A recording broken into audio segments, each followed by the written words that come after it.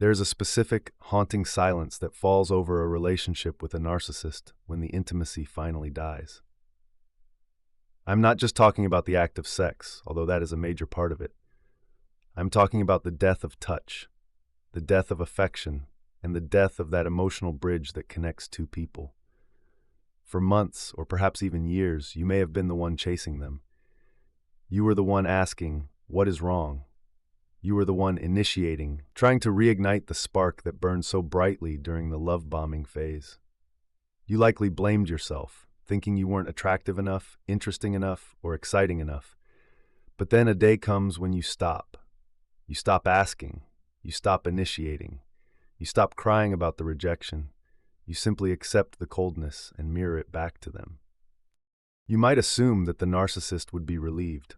After all, they were the ones pushing you away, right? They were the ones making excuses, headaches, stress at work, being too tired. Logic suggests that if you stop bothering them for intimacy, they should be happy that the pressure is off. But this is where the surprise happens. This is where the shocking next move begins. Instead of relief, your withdrawal triggers a profound psychological crisis within them.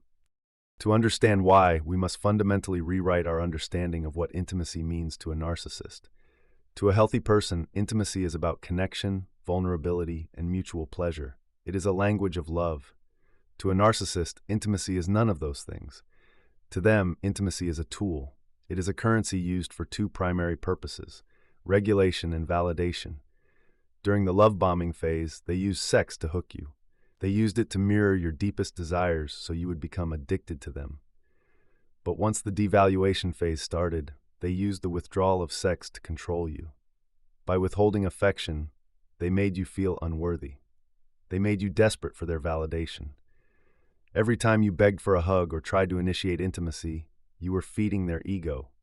You were telling them, "You are so desirable that I am miserable without you." This is why your decision to stop making love, to stop chasing, is so catastrophic for them. When you stop seeking their touch, you are cutting off a primary source of narcissistic supply. You are no longer validating their power over your self-esteem. You are essentially saying, "I no longer need you to feel whole."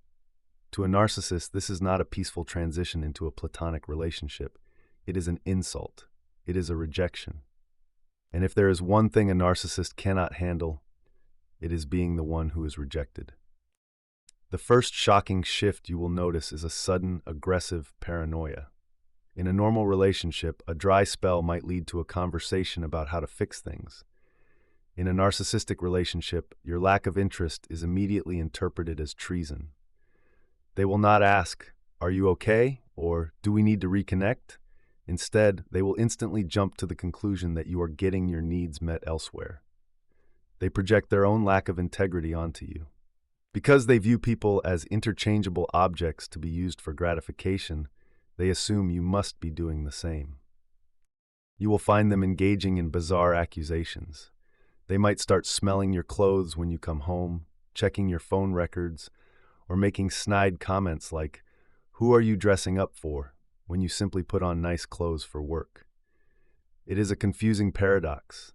They do not want to be intimate with you, but they are terrified that you might be intimate with someone else. This is the possessiveness of a toddler with a toy they no longer play with. They don't want it, but they scream the moment someone else touches it. This phase destroys the roommate illusion. Many victims stay in these sexless marriages thinking, "Well, at least we can be civil partners for the kids or for financial reasons." But the narcissist will not allow a civil truce. Your withdrawal forces them to look at themselves in the mirror. If you aren't chasing them, they are forced to wonder, "Am I losing my touch? Am I not the godlike figure I thought I was?" To avoid this internal shame, they must escalate the situation. They must punish you for your indifference. This leads to one of the most confusing behaviors for the victim: the sudden, calculated return of seduction. After months of rejecting you, telling you they were too tired, or making you feel undesirable, the narcissist may suddenly try to initiate intimacy.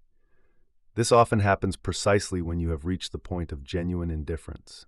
You might be lying in bed, reading a book, completely resigned to the lack of connection, when they reach out for you. Do not mistake this for a rekindling of romance. Do not mistake this for them finally hearing your needs. This is a panic response. They sense that you are emotionally detaching, and they know that sex is the most powerful chemical hook they possess. They are attempting to hit the reset button on your submission. They want to see if they still have the power to make you respond. If you reciprocate, you will likely notice that the intimacy feels different. It feels performative. It feels mechanical. It lacks the soul-deep connection you crave. That is because it is not an act of love, it is an act of maintenance. They are doing just enough to keep you on the hook, just enough to prevent you from leaving, but not enough to actually satisfy your emotional needs. However, the truly shocking move occurs if you do not respond with enthusiasm or if you reject their advance. In a healthy relationship, rejection is met with disappointment, but understanding. In a narcissistic relationship, rejection is met with rage.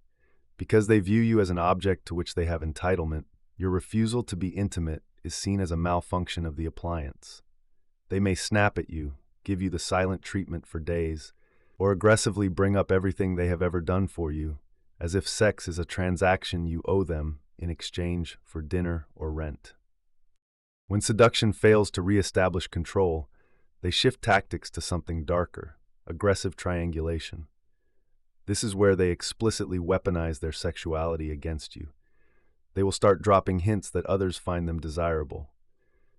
They might suddenly become glued to their phone, smiling at texts late at night, ensuring you see it.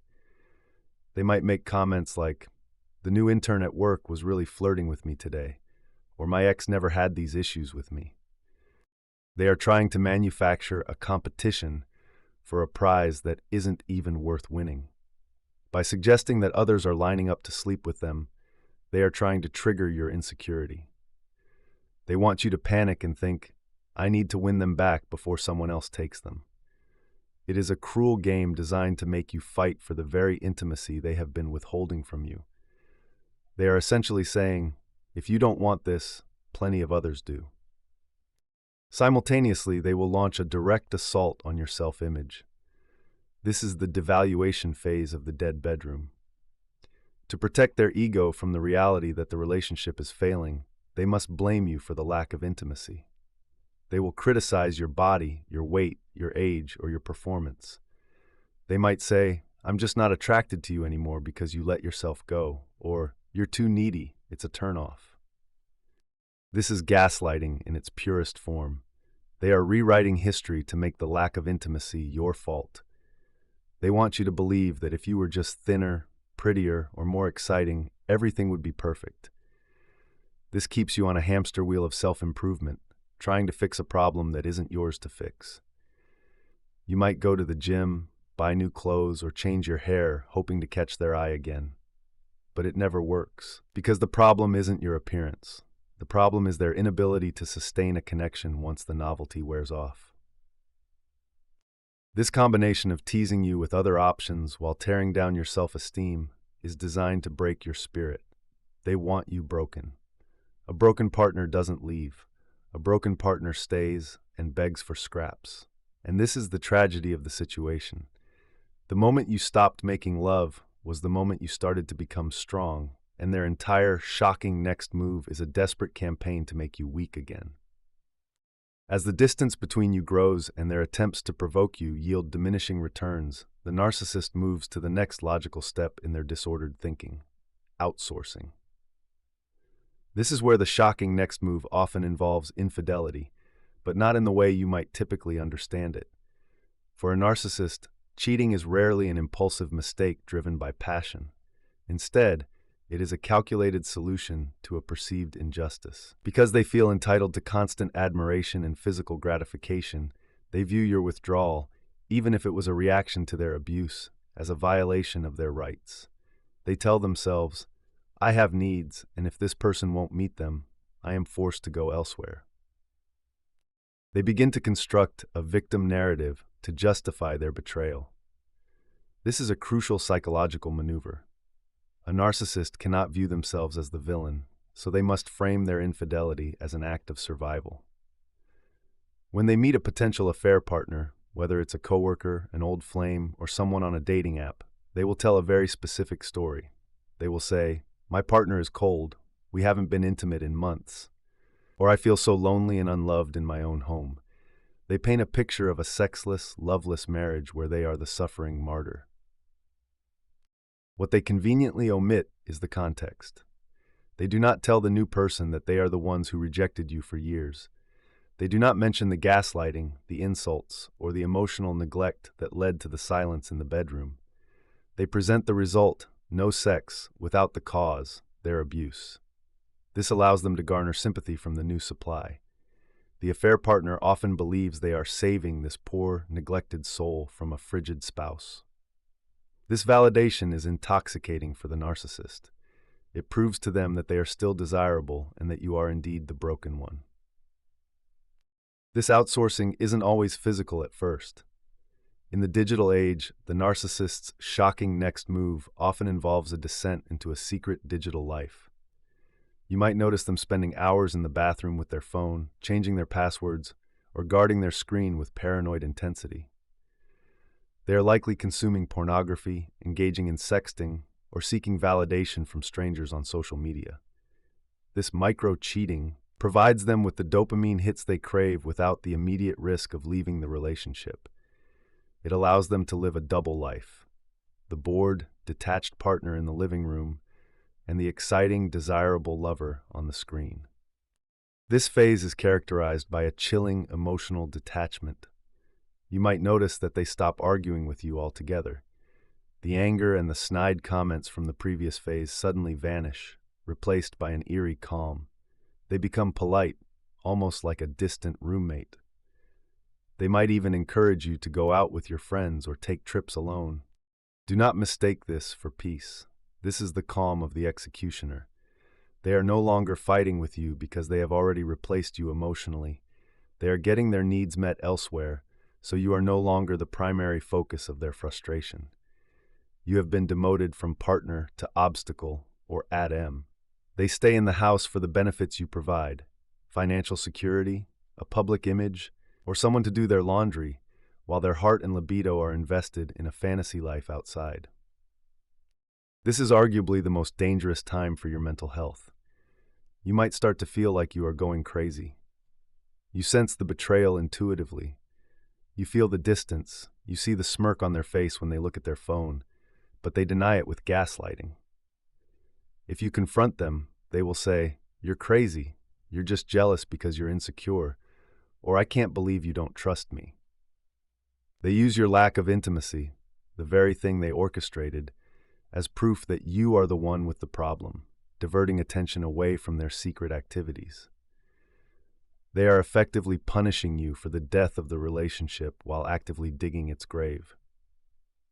So, what is the final outcome of this dark trajectory? When you stop making love to a narcissist and they respond with paranoia, abuse, or infidelity, you are left with a stark realization. The shocking next move is not just about what they do, it is about what you must do in response. You are standing at a crossroads. One path leads to a life of perpetual competition, trying to win back the affection of a person who is incapable of love. The other path leads to the terrifying but liberating acceptance that the relationship is dead. The most dangerous trap you can fall into during this phase is hysterical bonding. This is a psychological phenomenon where, upon sensing that the relationship is ending or that there is a third party involved, the victim suddenly feels an intense, frantic desire to be intimate with the abuser. You might find yourself wanting to have sex with them just to prove that you still exist, to mark your territory, or to feel a fleeting sense of connection.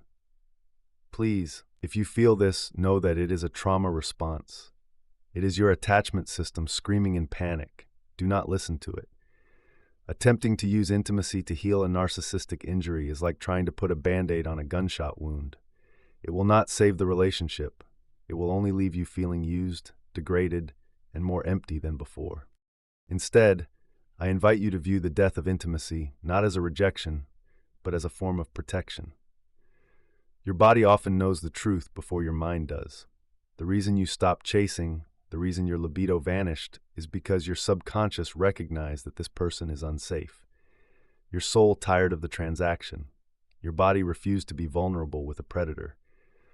This dry spell is not a failure of your attractiveness. It is a triumph of your survival instinct. It is your intuition putting up a wall to keep the enemy out. Use this distance. The narcissist's detachment, their silence, and even their infidelity are in a twisted way a gift. They are giving you the space to detach without the confusion of physical entanglement. It is much harder to leave someone when you are still sharing a bed and confusing lust for love. The lack of intimacy clears the fog. It allows you to see them for who they really are. A roommate who treats you with contempt, a partner who seeks validation from strangers, a person who punishes you for having needs. The ultimate shocking move is one that you make. It is the decision to stop waiting for the spark to return. It is the understanding that you deserve a love that is not a game, a connection that is not a transaction, and a partner who does not make you compete for their attention. The narcissist will likely continue their cycle, using people, discarding them, and running from their own emptiness. You do not have to be part of that cycle anymore. Reclaim your body. It belongs to you, not to them. Reclaim your sexuality. It is a sacred energy meant for connection, not manipulation. When you finally walk away, you aren't losing a lover, you are losing a tormentor. And in time, you will find that the intimacy you craved is waiting for you, first within yourself, and eventually with someone who sees you not as an appliance, but as a treasure. The silence in your bedroom is not the end of your story. It is the blank page upon which you will write your freedom.